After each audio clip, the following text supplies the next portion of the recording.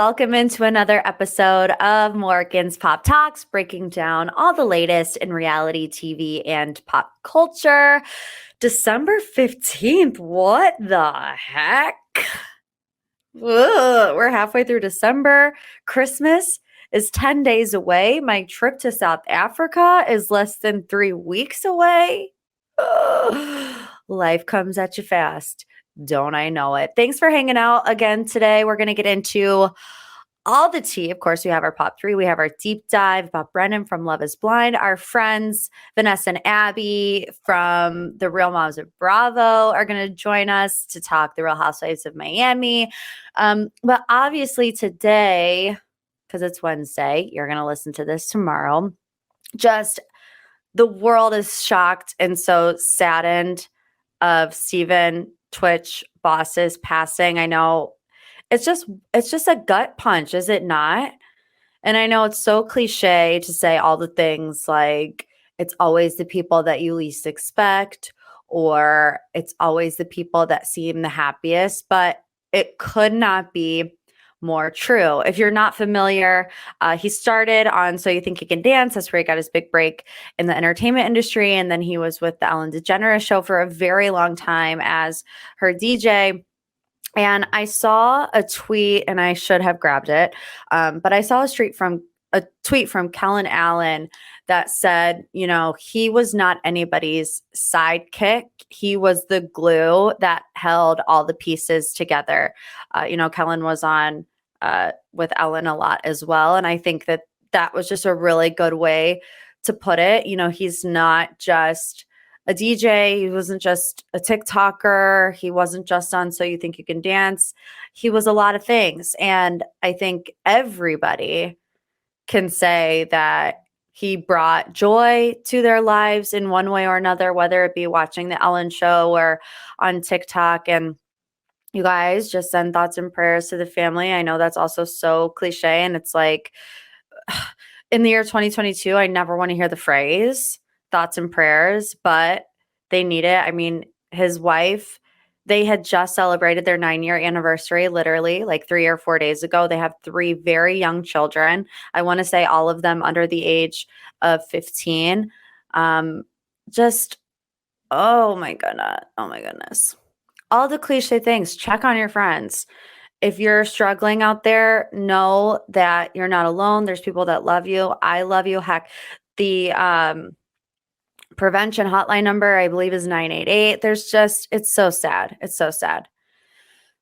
And all we can do is do our best to be there for other people. So I hope as MPT listeners, we can kind of take that with us today. If you're listening in the morning, just be extra kind today and always, okay? Let's get into this week's Pop 3. These are some of the 3 biggest headlines in Hollywood, reality TV, pop culture. I had a lot of this question, and it's not so much a headline as it is an underlying rumor that's been kind of swirling around this week, and that is Craig and Paige. Did they break up? So there was a tip sent into Dumois that said that they had broken up. I can see why people would think that. They really haven't been seen together lately. No pictures on the grid. I think that they're still together because whenever this came out, a fan had ran into Paige and Craig in New York City, and the fan had tagged the both of them in a picture. So as of 6 days ago, they were still going out to eat together in New York City. I think it's really interesting when you look at Craig and Paige, all of the press that Craig has been doing about Winter House, because, you know, everyone was so upset with him about the way that he acted the first half of the season. And, you know, he says in all of his interviews, he's like, yeah, you'll see later in the season, I kind of have to straighten up. I have this conversation with Paige where I know that my behavior is starting to affect her, and then I make these decisions. And we never saw that. And the finale is tomorrow. So unless they're going to squeeze it into that episode, I don't know. It's something that he was saying a lot. So the fact that we didn't see it, I think, is interesting, to say the least.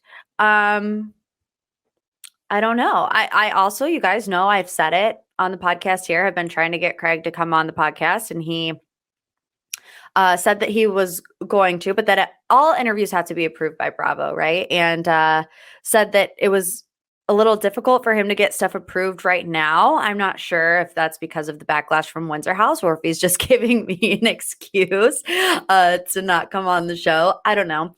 There was also this other Windsor House blind item that was sent in, I believe it was like Face Reality 16, where it said one member of the show bailed on the reunion because there was supposed to be a reunion and convinced two others to join them.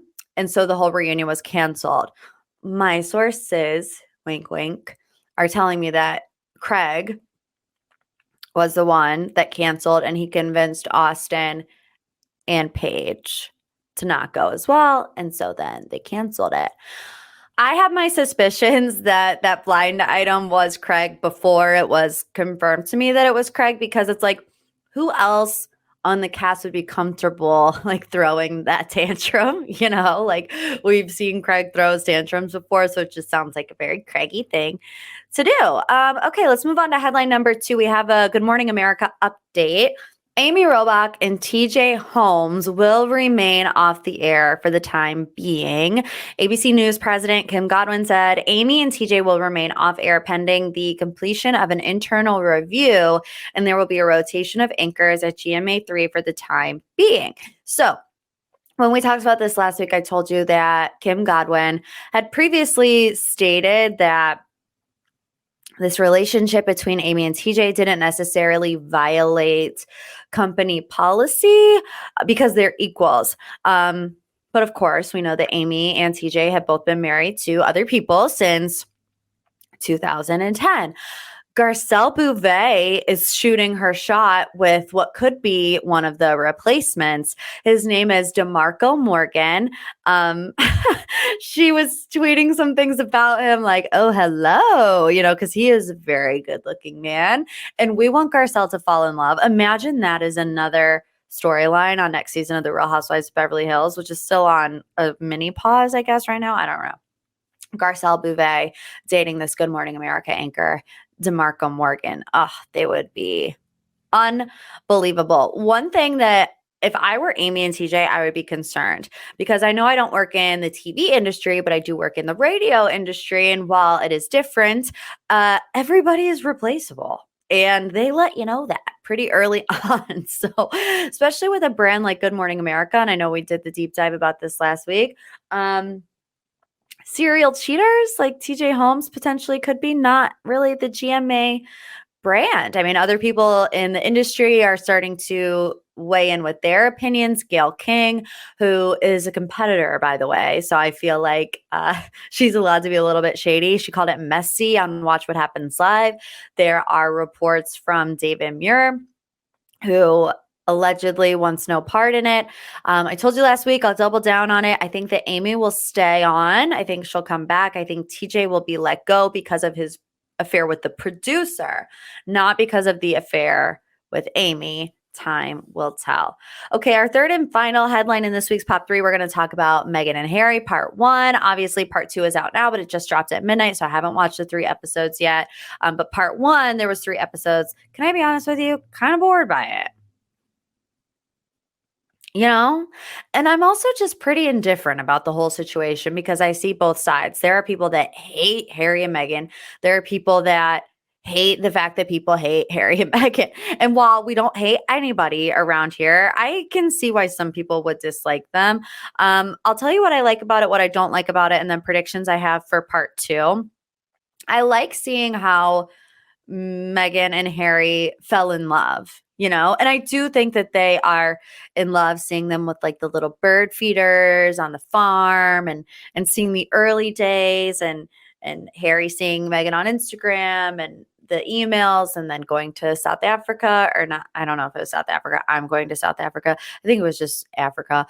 I liked that. That was cool. That was something that we've never seen before. What I don't like about this is there are things that come across to me as like little digs from Meghan. like when she's talking about having Kate over to the house for the first time, she's like, I'm a hugger. And they're not. Like, even if she didn't mean it, it sounds like a roundabout way of calling Kate rude. Another part that everybody seemingly has issue with is when Meghan is talking about when she first met the Queen. And she says, Americans will get this. It's like the medieval times. And she does this big bow. And people are like, how dare she mock the culture of the monarchy? This was interesting to me because, as you know, my fiance is half British. His dad's British. His mom is South African. Fun fact, David's dad went to Princess Diana's wedding. Can you believe that? It's true. He still has the invitation. It's a sore subject at family dinners because he went with his ex-girlfriend before he met David's mom, but still, he was there. Okay, so anyways, it's interesting because to me, it seems like the two cultures take this scene differently. I, as an American, viewed it as Meghan making fun of herself, like self-deprecating humor.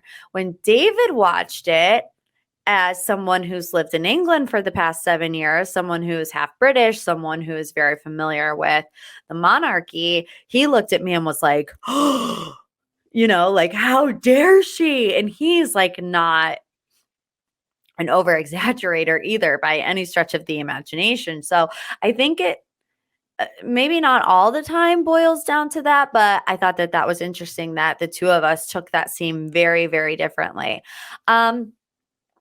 Meghan is not the type of person to be, I don't know if suppressed is the right word, but it's like, okay, if she wants to talk about Me Too, she's going to talk about Me Too. And, the royal family being a little bit more buttoned up, not wanting to talk about controversial things, like it just was never going to work. She's an activist. She likes to be outspoken about those things. And the royal family doesn't like to get involved in those things. Here's my hot take on Meghan and Harry. Here's my conspiracy theory. I think Harry was looking for a way out of royal life for decades. He'd go on these extended trips to Africa. He went to the military for 10 years, and then he meets Meghan. And while, yes, he loves her, I think he saw Meghan and the treatment of Meghan as a good enough reason to leave and not have people question him about it. Yes, people still question him about it, but I feel like when he goes into his traumatic experiences as a child, especially with his mother, the relationship he has with the British press, I think it would be very easy for him to say, I dealt with this trauma as a child. I've been trying to get away from this my whole entire life. And now that my wife feels this way, we're out. I truly think that he was looking for a way out his whole life. So, the other 3 parts are out now. In the trailer, Harry says they lied to protect my brother, talking about William, but won't tell the truth to protect us. What could he potentially be talking about? Well, there were rumors that Prince William had an affair with Kate's friend, Rose. The story first emerged in 2019 when tabloids became obsessed with a falling out involving Kate, William, and the family friend, Rose Hanbury. There's no actual public evidence of this. And without having seen the doc and based on what I have seen for the first 3 episodes, I doubt we'll get any further information from Harry. I bet he'd be like, they'd lie to protect my brother, but they won't tell the truth to protect us. And that's it. Like, that'd be the only time that he mentions anything about William. Speaking of William, and like I said, guys, that's allegedly. So don't be running your mouth saying Morgan said Prince William had an affair. I didn't say that. The tabloids did. Okay. Speaking of Prince William, I thought it was hilarious that they dropped their Christmas card this week in jeans. They're like, screw you, Meghan and Harry. We're laid back. We're casual. We got our Christmas card in jeans. The kids are in jean shorts for the Christmas card. I don't know if it was intentional, but I'm just going to say that it was. All right, guys, now's the time, the deep dive. What is it that you wanted to know more about? You wanted me to get the shovel out, do the digging behind just the clickbaity headlines. What is going on with Brennan from Love is Blind? That's the That's this week's deep dive question, and it comes to us from Michaela. Hey, Morgan. This is Michaela from Vancouver, Canada. I wanted to deep dive about what is going on with Brennan from Love is Blind. Can you fill us in? Love listening to the pod every Thursday morning on my drive into work. Love you like a sis. Thank you, Michaela. Love you like a sis. Just going to warn you, it's about to get real. We have to do trigger warning because we're going to talk about this allegation against Brennan. It is an assault allegation. Here we go. Brennan and Alexa, the most beloved couple to come out of this season of Love is Blind, facing some controversy. Brennan specifically, he has denied these allegations, and the case actually was thrown out. We'll get into that a little bit later, but how did this all begin? A Reddit user named Punk Cowgirl, love it, live your life, discovered an incident report involving Brennan and an unidentified person. According to an incident report filed to Dallas police in January of 2021, that was just a couple months before Love is Blind Season 3 was filmed, the accusations against Brennan were made by someone he had been in a relationship with for 3 months. So they were allegedly at home together having some drinks when an argument broke out. This is according to the police report, incident report, excuse me. Brennan is said to have become upset and asked his partner to leave, but she didn't. According to the TAP, this is where I got the transcript of the incident report. The report then says it was claimed Brennan grabbed his partner and threw her against a wall, and she banged her head. The woman claims she was unconscious for a brief moment and then claimed Brennan struck her and scratched her. A grand jury declined to indict Brennan on one count of aggravated assault causing severe bodily injury on April 28th of this past year, according to county court records, and all charges against him have been dropped. This story has been kind of brewing underneath the water, but Brennan actually addressed it for the first time on his Instagram this past week, saying, "There have been a few rumors about an incident report falsely filed against me from a few years ago. The grand jury threw it away as a no bill / no validation to the claim. Due to there being evidence that contradicted the claim, the report was thrown out." So when I did, the basic rundown of this, people were confused about the timeline. I think it's because people forget that season 3 of Love is Blind was actually filmed almost 2 years ago now. So you're reading things that say 3 months before it was filmed, and he's posting things saying years ago. Well, both are true. The report was filed before filming. He's correct that it was years ago and not something that happened recently. I saw a TikTok from a reporter that has now been deleted, which I don't know why it was deleted. Sometimes TikTok does that with, these types of posts just because of the content that's in it. But she was going through the paperwork and the court documents, pretty much verifying what was real and how to explain it in like a logistically correct way, right? So she was saying that there is an incident report, and an incident report is basically the same thing as a police report, right? So you get in a car accident, the cop comes over, he asks you to write down what happened. That's the same thing as an incident report. So that legal document was what this unidentified person had given to the cops that night. There was an arrest and he was released on bail. This TikTok showed the documents of his signature and the bail amount, and also that the case was thrown out. So while yet it's hard, it's really hard, you guys, to formulate an opinion on this, because no matter what side of things that you look on, you really do not want to be wrong, So I'm not going to make a damaging opinion about anybody in this scenario because I don't know it all. And I don't want to be wrong. I don't want to say, oh yeah, the police report was made, so it must be true, and then have it not be true, and that's damaging to Brennan. I don't want to automatically take Brennan's side just because I've seen him on TV and think I know who this person is. I'm using air quotes because we never know who any of these people really are, and then have it come back as true. I think you would be wise to feel the same. We just don't have enough information. And unfortunately, in my opinion, that means no conclusions can really be made. I find it interesting, and I didn't look this up, but what Netflix's involvement in that is, because if this report was filed 3 months before they started filming, would that not show up maybe on a background check? I don't know. That's interesting. Maybe something that I would have to dig a little deeper into. I also don't know how long after the incident the report was filed. So I don't know if it was directly after. I don't know if it was a couple of weeks or a couple of days after. Those are all kind of pending questions, but there's really not a lot to this stuff online. This is really all that I could find. So I know we only went like 2 feet deep when normally we go like 7 or 8 feet deep, but it's all I could find.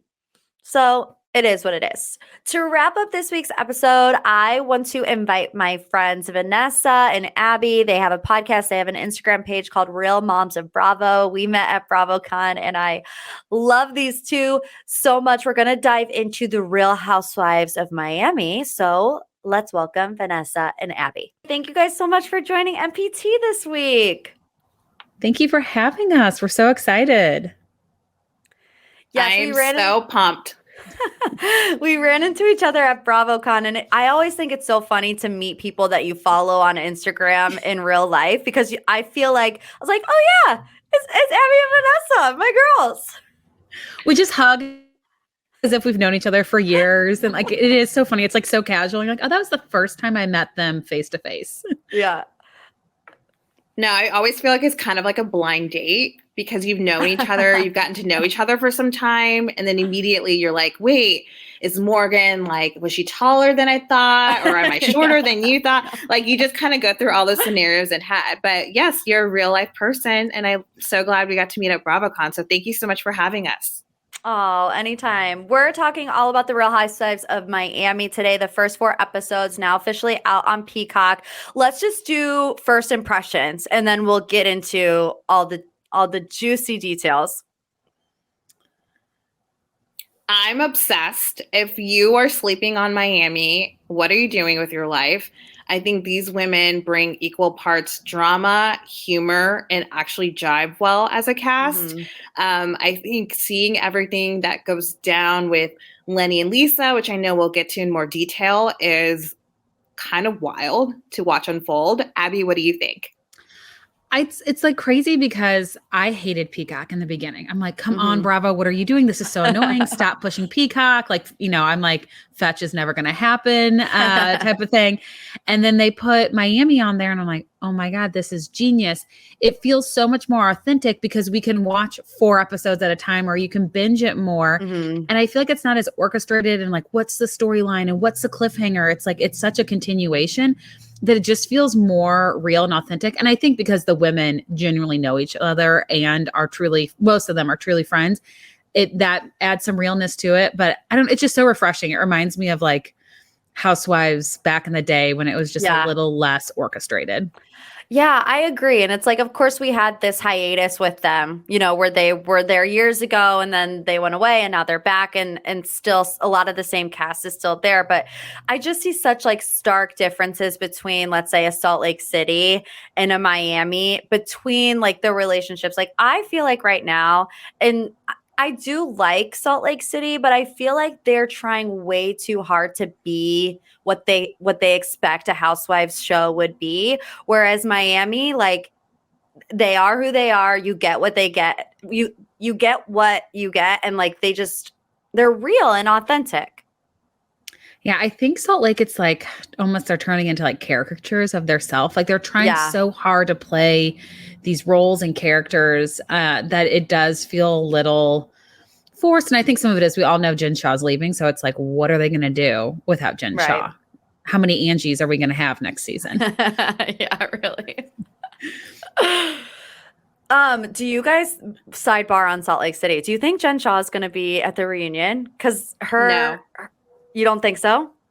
I'm going to say yes, because I just want it to happen. And so I'm just like trying to manifest it. I mean, could you imagine if she showed up? I feel like she is unself-aware enough to show up. Because like her court date got pushed back, right? It was supposed to be at the beginning of December. Now it's at the beginning or middle of January. I think it's filming like this week or next week. So I feel like she'd be like, okay, I mean, she crashed BravoCon. She'd be like, one last hurrah, let me show up to the reunion. I think Bravo, and given her performance in quotations here at BravoCon, and the fact that Andy said very cryptically that their ties have kind of ended in a way, I just don't think the network is going to let themselves legally kind of get into that, because it's going to cost them money at the end of the day.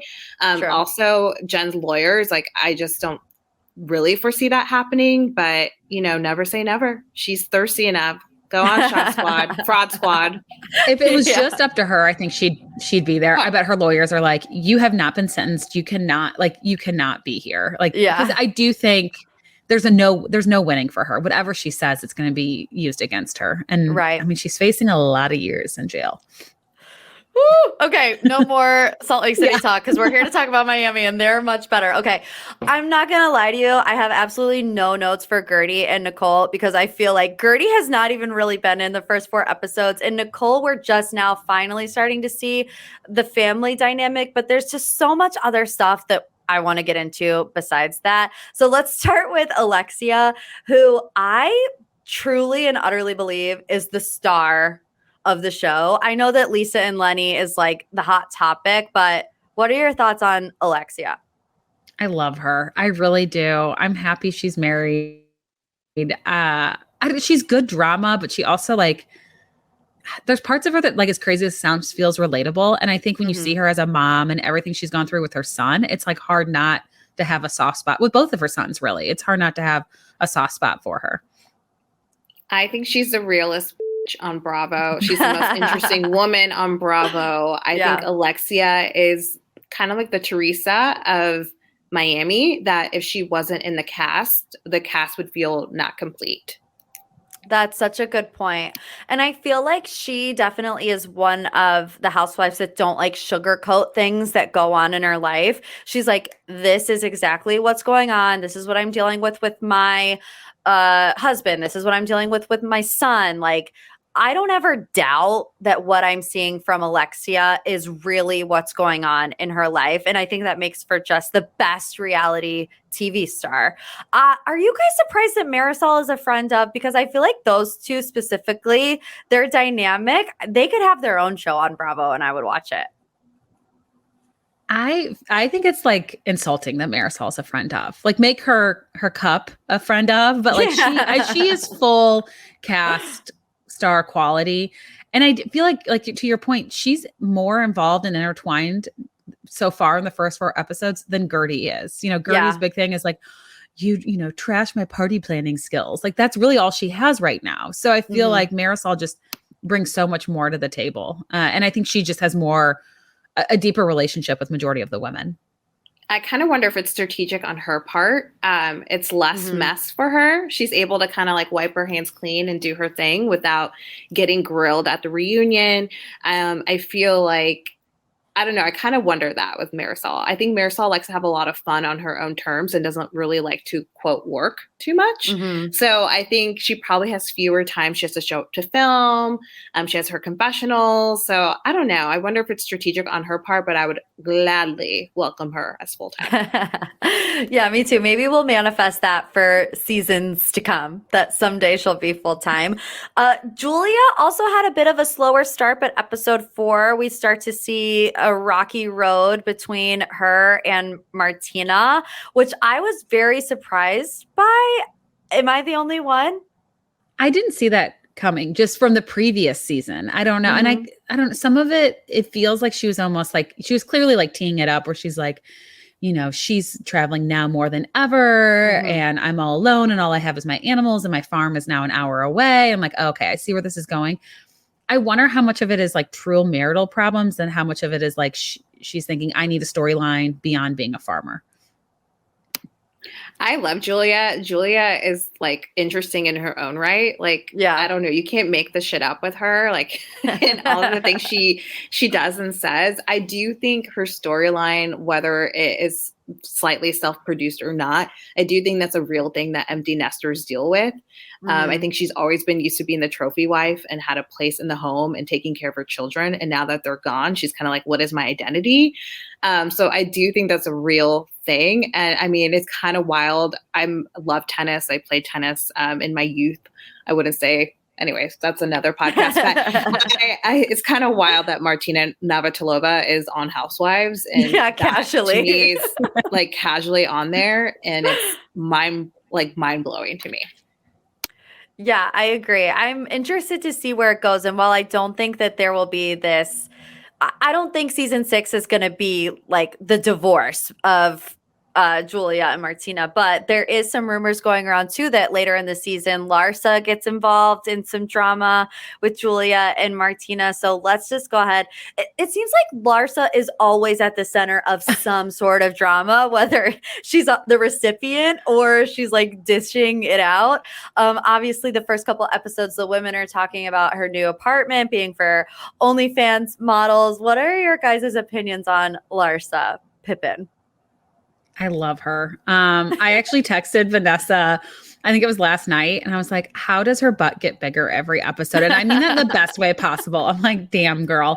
I don't think that's natural, but she rocks it. I love Larsa. I think I'm sounding like a broken record with these women, but I feel like they all are kind of like, hey, I'm going to put my whole life out there. I'm not afraid of what's going to be exposed, what's going to come. She owns the OnlyFans piece. I think it's hilarious that she's like bragging about how this was like the apartment that OnlyFans bought, basically. Like, good for her. We all need to be taking more feet pics. Feet pics. I know. My gosh, who knew? I think she's the shit. I kind of can easily see how she fit in with the Kardashians as I keep watching her. I just think it's refreshing to see a housewife kind of like be in on the joke and also just like not give a fuck. Because I think so many women with the OnlyFans factor can get really caught up in being insecure. And I think Larsa is truly like, what you see is what you get. And I don't care. Like, I just really love her energy. I love what she brings. I'm here for it. She's an excellent housewife. And of course, Larsa spends a lot of time fighting with Lisa in the first couple of episodes. I didn't know that having a mortgage was something that people fought about. Is that like rich people problems? I just assume everyone has a mortgage. Like, I mean, like, this isn't like a shameful thing. Like, how dare you finance a home? Like, it's a multi-million-dollar house. I almost would say, like, girl, it is not smart use of your money to pay cash on a house like that. You'll get a better return on your investment elsewhere. But yeah, I thought it was funny. She's like, how dare you say I have a mortgage? But it definitely there was underlying issues, you think, right? Yeah. Like, obviously. Hinting at just, I think the whole, like, it's a facade, and that with Lenny and her divorcing, she is not going to be able to have the lifestyle that she's grown accustomed to. And so I think it's more just Lisa trying to preserve her image and reputation. She was self-projecting so much in those arguments because you see Larsa saying, I never said you can't afford your lifestyle. I never said, I don't know, something else. But like, I just felt like all of that was internally bubbling up for Lisa of what is to come. And clearly we see that go down, that hot mic. Well, yeah, which we'll save the best for last because I could talk about that moment for an hour. But I want to gauge the room. The first 4 episodes with Lisa and Lenny specifically, I knew what was coming, but I still was going back and forth. I was like, okay, they're having this nice dinner and he seems like he's present. And then 5 minutes later, he's like dismissing her. And then it was never so blatantly obvious to me that, he had another girlfriend on the side the whole time. Is that just me being naive? Because I am pretty naive and I'll be the first person to admit it. I had the same reaction. I'm also trying to pinpoint, where does it go so far south? Like, he shuts off her access to the credit cards. Like, we hear all these horrible things he's doing. And it does seem like he's like a Jekyll and Hyde, but I agree. It was like, this is like a nice moment. Like, maybe they're going to be able to co-parent, even though I know what's coming and it's not going to end that way. It is weird. I'm just trying to pinpoint, and I'm sure we'll see it. Where does it really, really hit the fan? Yeah. Vanessa's like, no, you guys are idiots. No, Yeah. I'm typically very naive. Like, trust me, like Abby can tell you several stories of that. But I just could tell. And again, this is feeding into what I already know, what's to come. I just felt like, to me, he was disassociating a lot. His presence, although he wasn't always smiling, was a lot of like, yeah, like I've lost weight. Yeah. Like he just seemed very dismissive and never really made full blown eye contact with her. He was on his phone while they're on their dinner. Like, I just felt there were several moments that were like keying up to that moment that we'll get to. But I also felt like how he treated that employee of his when they were like, send her in an Uber, which I'm like, what the fuck? And the way he was talking to Lisa, I just think that scratched the surface on what happened when the cameras weren't on. There's so much foreshadowing in all of the episodes, like her saying the Hochsteins don't divorce and they've been through good times and bad times and the grass isn't always greener. And it leads up to the hot mic moment that everybody is talking about. Lenny admitting that he, potentially is leaving Lisa, that nobody knows, that they're not sleeping together because that would be hurting the one that he really cares about, this, girlfriend that he has. Did he forget that he had I'm so confused if he forgot or if he just willingly said that and was like, it's going to come out, might as well come out on the show. It's like hard to tell. Like, I mean, because we've seen the clips of like the previews of what's to come. And there's like a part of me that had the same thought. Like maybe he did forget, but he says so much. Like at some point you have to be like, oh yeah, I have a mic on. I need to like stop myself. And it seems like he never had that moment. So I wonder if he just did feel like, I just want to get this out. I'm sick of playing the game. And I do think maybe he caught on to that. Like Lisa didn't really want the storyline to be ultimately he cheated and they're getting divorced. She wanted to somehow, I think she wanted to paint a prettier picture. And I think he clearly wasn't in on that. Interesting. I think he just like didn't give a f- I think he was at his breaking point. There's no way he didn't know he wasn't mic'd. I mean, I think anyone who's filmed reality TV as they have in their life, when you are mic'd. I mean, until you're, Lisa Barlow and you throw your mic, or Wendy that we saw in Potomac. But I think he clearly knew. And when his friend even mentioned it, he's like, oh, but I'm whispering. Like, well, duh. Yeah, it doesn't matter. Audio. I was like, it doesn't matter. You're a doctor. Like, come on. Like, I don't know. I think he wanted it out there and knew by the time this aired that they would be done. Yeah, that was a really interesting point that you made, Abby, because it's like Lisa is painting this picture to everyone around, that they have it's been their facade. I don't want to say facade because who knows how long this has been going on, but it's been the story of their life, like since we were introduced to Lisa and Lenny, that Lenny is this doctor and I created the perfect wife and I am the perfect wife. And then you just see such that stark contrast on the hot mic moment. I never thought of it as like Lenny trying to blow up Lisa's spot, like on a live reality show. But knowing that, I'm going to watch the next couple of episodes a little bit differently. I think there's some of it of him just being like, I'm sick of playing this part. I mean, it does make you wonder how long was it a loveless marriage? Because if he's saying like, I'm not sleeping with her because that would hurt the one I really care about, then that's deeper than just like an affair with a pretty young thing. Like that is like an emotional connection too, which I would imagine takes a little bit more time to get there. It's giving Kelsey Grammer to me. I mean, we all will never forget that incredible season of Kelsey Grammer and Camille. I feel like he knew she'll have housewives and is like, I don't give a f-. Like, I just feel like he got to that place of ego and thinking he's above it all. And maybe he was hungry, guys. He was not really eating that much. He was hungry and just forgot. I know we're only 4 episodes in, but it truly is my favorite Housewives franchise on right now. How about we rate the first 4 episodes on a scale of 1 to 10, and maybe if you have any predictions for the future episodes before we wrap up. Ooh. I'll go first since I put you guys on the spot. I'm going to say, honestly, I think it's like a 9 out of 10. It is my favorite cast, like everything that we've said before. It doesn't feel forced. It feels like they're all genuinely friends. They're not just fighting to have reality TV fights. And my prediction, I think Larsa is going to turn out to be like the real villain of the season, kind of like the Sutton of Beverly Hills at the beginning of last season, where Sutton was getting into drama with everybody on every different episode. I have a feeling that Larsa is going down a similar path. Whew. Oh, that's a hard hack to follow. I'm gonna give it an 8 out of 10. I think it's amazing. I couldn't agree more with all the high notes that you pointed out, Morgan.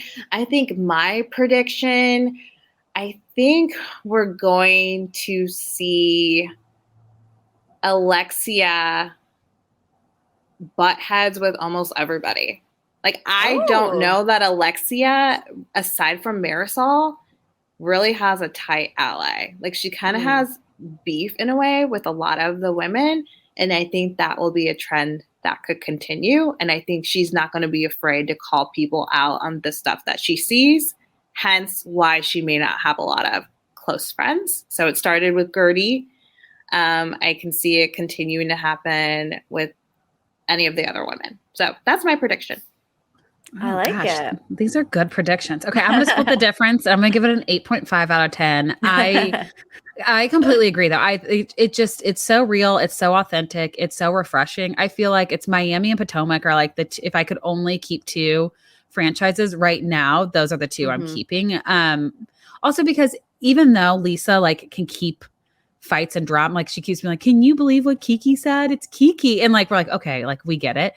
But it's not as drawn out as Beverly Hills has been the last couple of seasons, where it really feels like we're forcing this drama into the group. Oh God, my prediction. I think it's hard because you hear all these rumors too. I'm like, you hear like Gertie and her husband aren't doing well. So I'm like, I don't make that a prediction. My prediction is Nicole and her husband are going to I think they're going to end up not together. Oh. Because I feel like it's a little forced and fake there. Interesting. Wow. Abby's face, if you guys can see her face right now, she's like. Well, I'm also a little scared because some housewives more than others follow accounts, stories, and what we put out there. And so I'm like, oh, shoot, Nicole's one that does follow. So now she might see this. But sorry, Nicole, I just don't think it's going to work out. It's just a prediction. That's all you have to chalk it up to. It's just a prediction. Well, thank you guys so much for joining MPT this week. I know you guys have a podcast and your page is amazing. Please tell all of my listeners where they can find you guys. You can find us wherever you're listening to this podcast. We're Real Moms of Bravo. And you can find us on Instagram at Real Moms of Bravo. All right, guys, thank you so much for spending another Thursday with me. If you're listening on Thursday or Friday or Saturday or whenever the heck you want to listen to this episode, don't forget the Patreon is popping off. If you want the extra pop tier, I gave my really in-depth feelings about Harry and Meghan on the extra pop earlier this week. And of course, our Pop-It Batch comes out on Friday. That's our Bachelor Brain Dump, all of the Bachelor headlines that you might have missed. So if you just want the Bachelor content, it's $3 a month. If you want both, it's $5 a month. You get like 8 to 10 additional episodes. So help your girl out, support your girl, Morgie. And hey, y'all did support me because we reached our review goal. Yay. I think on Apple Podcasts, it's like over 500 now, which was my goal for the end of the year. So thank you so much. And on Spotify, over 300. So you guys are amazing. And I got to say, thank you for all the feedback on the Lindsay episode. I know she really appreciated it. I know I really appreciated it. And like I always tell you guys, my goal here, it's not a goal here, but I always try to make you look at reality TV personalities maybe a little bit differently. I know that some people love Lindsay. I know that some people don't think, I know that some people, what am I trying to say? Lindsay is not some people's cup of tea, but I feel like anytime you get to sit down and talk to somebody and really get to know who they are, you end up liking them. So I'm glad that you gave it an open mind, but I mean, most of us are Lindsay fans anyway. So yeah, we'll see you back here next week. The countdown to South Africa is on. The countdown to Christmas is on. I hope you have a fantastic rest of your week. Love you like it says. Bye.